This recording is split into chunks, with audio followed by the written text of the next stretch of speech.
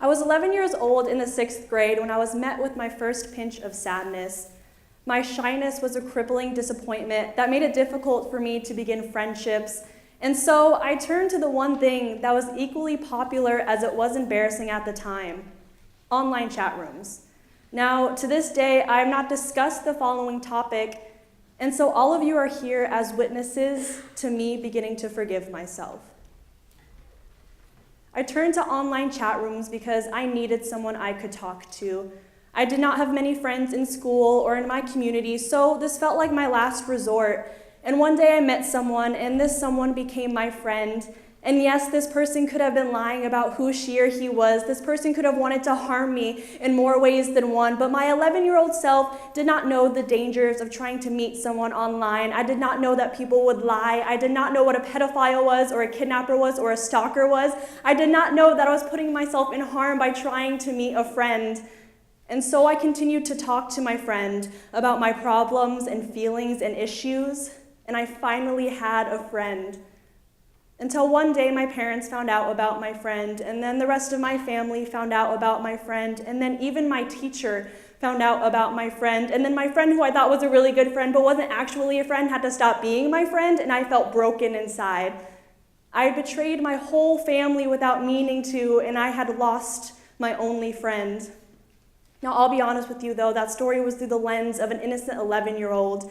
I could tell you about the yelling and screaming that occurred the night that I was found out. I could tell you about the months that followed, where a room was filled with silence as soon as I entered. I could tell you about the lies that I created that only fed into my sadness. But to my 11-year-old self, that day was just the beginning of a continuation of days without happiness. And every day since that day, I'd felt like I was crying on the inside. And a few years after, I'd begun to feel like I was dying on the inside. And I learned something sad throughout those years. I learned that the want to fall into the depths of forever sleep did not have an age restriction. And so I continued to feel death on the inside for years, until one day, before my sophomore year of high school, I heard the band 21 Pilots for the first time. And some of you may have heard of them, and some of you may have not heard of them, but they sing about mental illness, suicidal thoughts, and waging wars behind our faces and above our throats. And I don't mean to insult pop songs or techno songs or country songs, but I got so sick of hearing lyrics that encouraged getting wasted and dancing the night away when I felt like I was wasting away inside and I just wanted to be okay. The band name 21 Pilots comes from the Arthur Miller play All My Sons, which discusses an airplane mechanic in World War II. He is met with the difficult decision of either sending out his most recent shipment of faulty parts, which could possibly harm whoever uses them, or keeping the faulty parts, which restricts him from earning money and providing food on the table for his family. In the end, he sends out these faulty parts, killing 21 pilots. The singer of this band chose this name for a reason. Every decision that we make affects the rest of our lives. We can choose to wake up in the morning and go about our day, or we can choose to stay inside.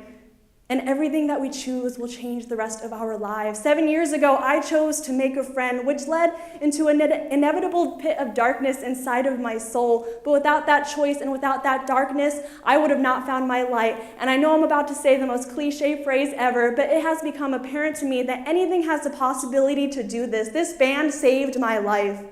Now, the first year that I heard them, I went to one of their concerts. Then the second, I went to a second.